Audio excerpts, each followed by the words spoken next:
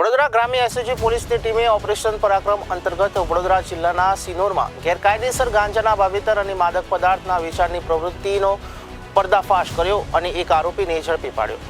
આ મામલે પોલીસે વધુ તપાસ શરૂ કરી છે. ત્યારે ગ્રામ્ય એસઓજી પીઆઈ જે.એમ. ચાવડાની સૂચનાથી એસઓજીના સ્ટાફે પેટ્રોલિંગ દરમિયાન સિનોર વિસ્તારમાં ચોક્કસ બાતમીના આધારે રેડ હાથ ધરી હતી. એસઓજીને બાતમી મળી હતી કે રમણ મોતીભાઈ પાટણવાડિયા, જે મીંઢોળ પાટણવાડિયું ફળિયું, સિનોર, જિલ્લો વડોદરામાં પોતાના વાડામાં ગાંજાનું છોડનું વાવેતર કરી રહ્યો છે અને તેનું વેચાણ અને સેવન કરે છે.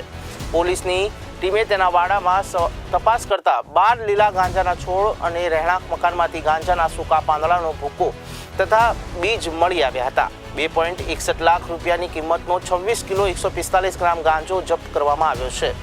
આરોપી રમણ મોતીભાઈ પાટણવાડિયા વિરુદ્ધ સિનોર પોલીસ સ્ટેશનમાં એનડીપીએસ એક્ટની કલમ 8C, 20B, 2C અને 29 હેઠળ ગુનો નોંધાયો છે. ત્યારે પોલીસે વધુ તપાસ સાણોદ સ્ટેશનના પીઆઈ દ્વારા હાથ ધરવામાં આવી છે.